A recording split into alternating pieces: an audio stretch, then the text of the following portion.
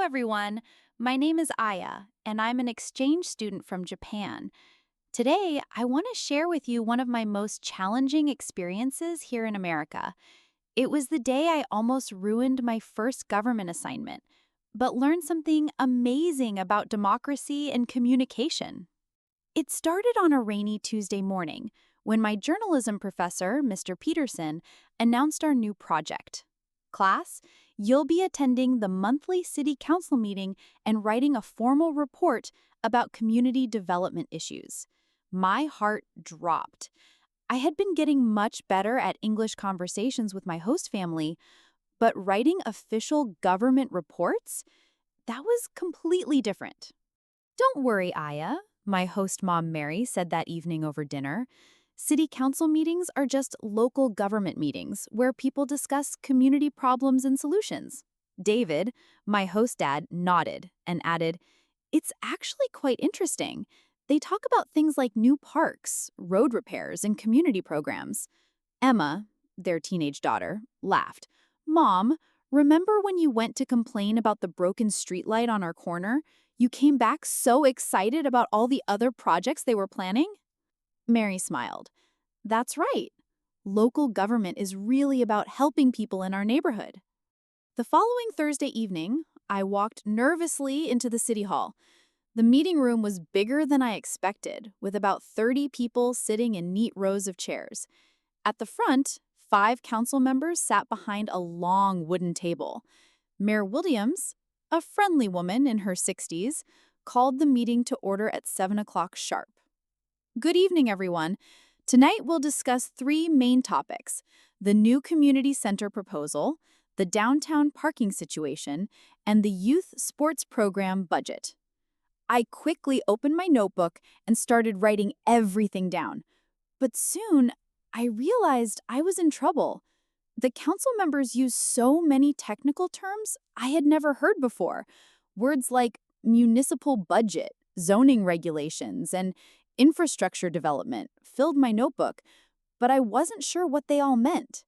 When Councilman Roberts started talking about allocating funds for recreational facilities, I wrote down Alice eating funds for creation facilities. I knew something was wrong, but I couldn't keep up with the fast discussion. Then came the community input section. Mrs. Chen, an elderly Chinese woman, stood up to speak. She said, "I've lived in this neighborhood for 20 years. We really need better lighting in Central Park. Many families are afraid to walk there in the evening." Several other residents spoke about different issues. A young father wanted more playground equipment. A business owner suggested better parking solutions. A teenager asked for more after-school programs. As I listened, something wonderful happened. I stopped worrying so much about the difficult vocabulary and started understanding the real purpose of the meeting. These weren't just government officials talking about boring rules. These were neighbors trying to solve problems together. After the meeting ended, I felt overwhelmed. My notes were a mess of half-understood words and incomplete sentences. How could I write a proper government report when I missed so much important information? "Excuse me," a gentle voice said behind me. I turned around to see Mayor Williams smiling at me. "Are you a student?" "Yes," I replied nervously. "I'm Aya, an exchange student from Japan. I'm supposed to write a report about tonight's meeting, but I think I missed many important details." "Would you like some help?" she asked kindly. "I have copies of tonight's agenda and the official minutes. Sometimes it's hard to catch everything during your first council meeting." Mayor Williams spent 15 minutes explaining the main decisions and giving me a simplified summary of each topic. She also explained some of the government terms I struggled with. "Municipal budget means the city's money," she said patiently. "Zoning regulations are rules about what kinds of buildings can be built in different areas. And infrastructure development means improving things like roads, bridges, and public facilities." Back home, I spread all my materials on the dining room table. Mary found me there at 10 o'clock, still struggling with my first paragraph. "How did it go?" she asked, sitting down beside me. I learned a lot, but writing the report is really difficult," I admitted. In Japan, our government reports are very formal and follow strict patterns. I'm not sure how to write about American local government. Mary looked at my notes and smiled. You know what, Aya? The best government reports tell people what actually happened and why it matters to them. You don't need fancy language, you need clear, honest communication. David joined us and looked over my shoulder. Start with the most important things first, he suggested. What decisions did they make that will affect people's daily lives? With their help, I began to rewrite my report.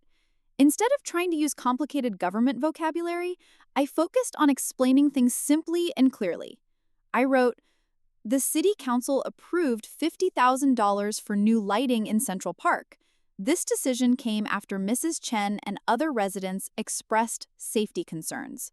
The new lights will help families feel safer when using the park in the evening. For the playground equipment discussion, I wrote, parents requested more equipment for children at Morrison Elementary School. The council will review the budget next month and make a decision by December. As I continued writing, something clicked.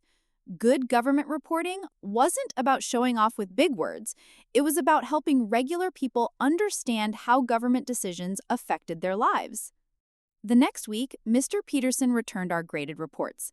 I was nervous as he handed mine back, but I was surprised to see a big A+ at the top. His comment read, excellent work, Aya. Your report was clear, informative, and accessible.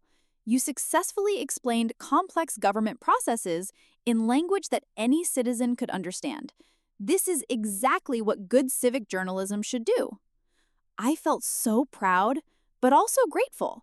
This assignment taught me that effective communication isn't about using the most difficult words or following the most complex rules. Whether you're writing about government or having a conversation with friends, the goal is the same: helping people understand each other. My host family was excited when I shared the good news at dinner. You see, Mary said, democracy works best when everyone can understand what's happening. Emma grinned. Maybe you can come to my school board meeting next month and help me understand what they're talking about. Looking back, that city council meeting changed how I think about both government and language learning.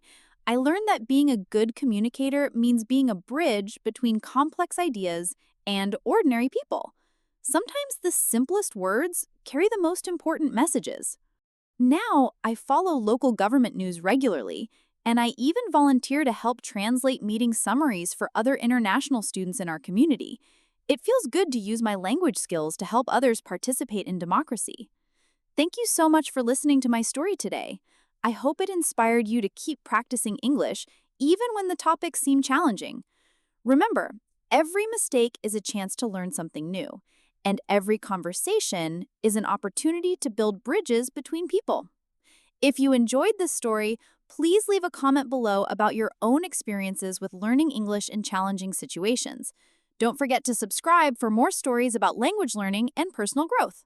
I'll see you in the next video.